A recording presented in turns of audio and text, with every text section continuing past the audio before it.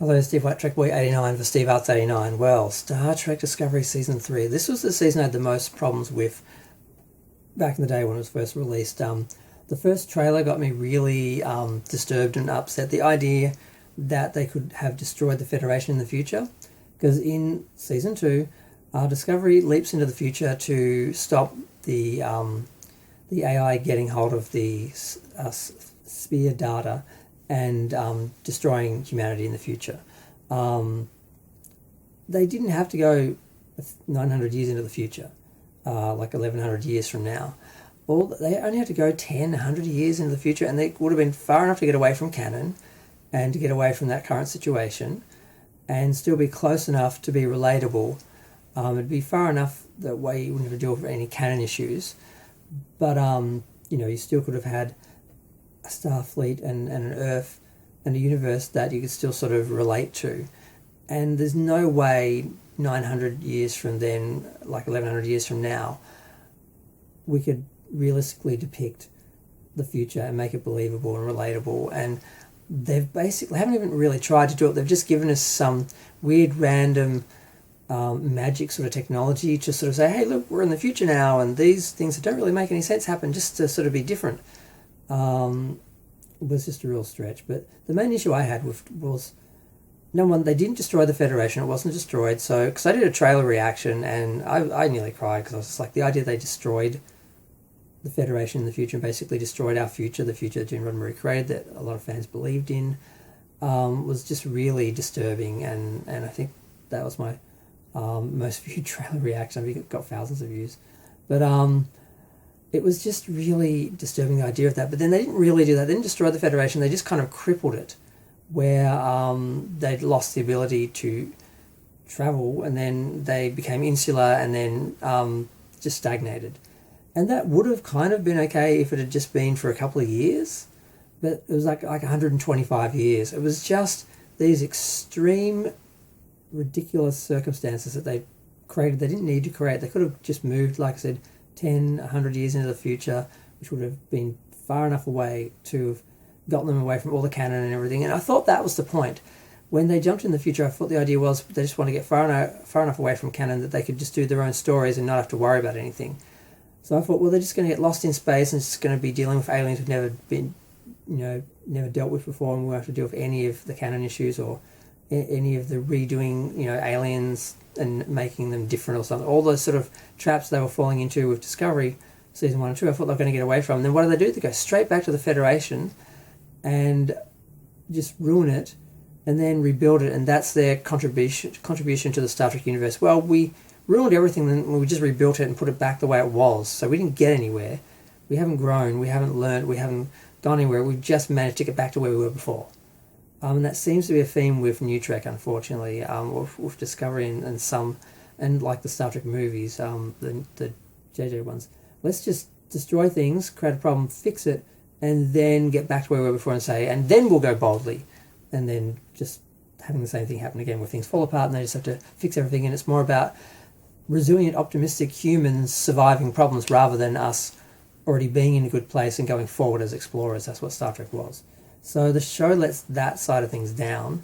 And when you get to, then there's some technical things, like they depict the Discovery as huge and cavernous inside. Now, if you go from one end to the other, side or front, it is very long. You could maybe stretch an elevator ride that, or turbo lift ride that long. And there is, if you were in the neck, is high enough someone could fall to their death. But it would have to be totally hollow, and even then it still wouldn't look as cavernous and huge as it does. And it just seems to be a superficial choice for that one fight scene, which isn't that thrilling. Like, why would you create this giant, issue just for one scene to sort of be thrilling because, they're hanging off this turbo lift that's high up above everything else? I'm like, they could have done that in the space station or on a planet or something, to do it inside a ship and to depict the ship like it has enough room for that. Things like that just make it unwatchable. You can't watch those scenes. It's just like the Klingons in Season 1. It's just unwatchable because you just can't watch it if you've got any sense or anything. What else for the overall season? Well, they did fix everything, and it wasn't about Michael Burnham being, this saying, because I remember back in the day they're saying, oh, of course only Michael Burnham can fix this because Saint Michael, and it's like, well, it really was the fact they had the spore drive, which they had because it was, wiped out of the memory banks back in the day. So, it sort of on one level works that, they came to the future with this new technology and it changed everything because then they could travel again and they started looking around and sort of came out of the xenophobia.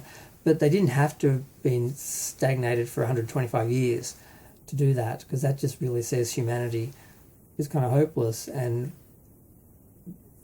I don't think that would happen in reality. And they're also totally just forgetting that there were other forms of warp drive, powering warp drive that other alien species had that they could have developed or stolen or bought, or at the very least they could have been conquered by other races that still had warp technology because they used a different form.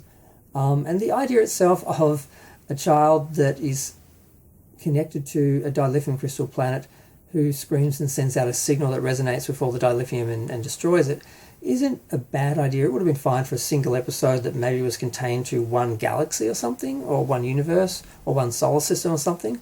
But to have it just resonate out through the whole of the universe, the galaxy, everything, and destroy everything, and then the Federation just stagnate and not recover, it just wasn't a great story. And I don't depict it that badly.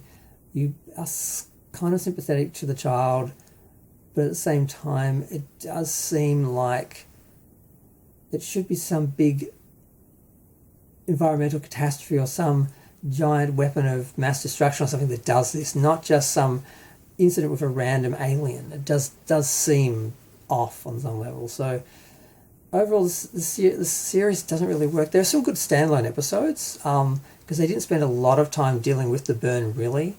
It was really just the last 2 episodes where they dealt with finding, was it Sukar was his name?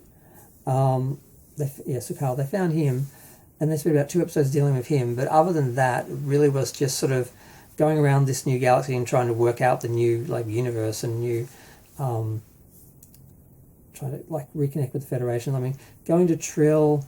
What was something else? I'm going to save that for my episode. For by episode review. But this season overall, it was the most disturbing when they announced it. The details, I really thought they could have gone to a good place. I want them to just finish with season 2 of Discovery, just have them go off into the future and have it be a mystery, because the fans would have written far more interesting stories and had far more interesting ideas in their imagination than anything they would have done on the show. But I mean, there are fun episodes like when, just seeing the ship crash and the idea of a crashed ship and all that. There are things they did that were interesting in the series, but just the overall, the idea of it, they didn't need to go that far into the future. They didn't need to have humanity be stagnated for that long. They could have told the same story and made it more manageable. But like I said, I just hope they would go into the future and just go away. And it would have been more interesting that way.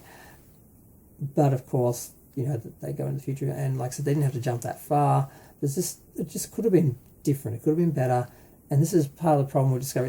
And New Trek in general, they sometimes just make the wrong decisions, go in the wrong direction, and once you've set up that situation, you can't really save it. It's just it's just done.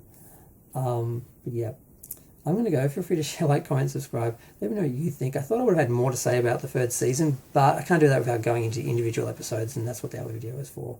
And I can't think of anything else. I mean, it was nice to see the other members of the crew escaping sort of captivity on the Discovery after Osira took over, because I forgot to mention Osira. She was an interesting villain. She did make a serious attempt at peace and negotiations with Starfleet and the Admiral, but then she still turned out to be behaving like a barbarian in the end. And it was nice to see the crew getting together and fighting. It wasn't just Michael saving the day and them sitting on the bridge waiting for her to save the day. They were actually fighting as well as her. She may have took out Osira, but they took out the ship's nacelles and everything, and the crew that was on there. It was nice to see them, and it was kind of interesting to have the sphere data inside the dots and have that be a way to house them. And there are a couple of little things that were kind of interesting that kind of worked, and there are episodes that were actually decent. I was actually watching them going, oh, this is not as bad as I remember. This is not the disaster that I remembered it was. And then you got to the last couple of episodes, I'm like, oh, that's right. That whole story didn't work. That whole idea for the season really didn't work. But the individual episodes and adventures were Star Trek-ish and weren't really that bad. But then, you can't get past the bigger picture as well. So it's really disappointing. Like I said, it could have been a good season. It could have been a good show. But instead it was, there are just these things you can't get past with some of these seasons, some of these episodes. Like I don't know if I'd ever watch individual episodes because the season as a whole has issues. So I don't know.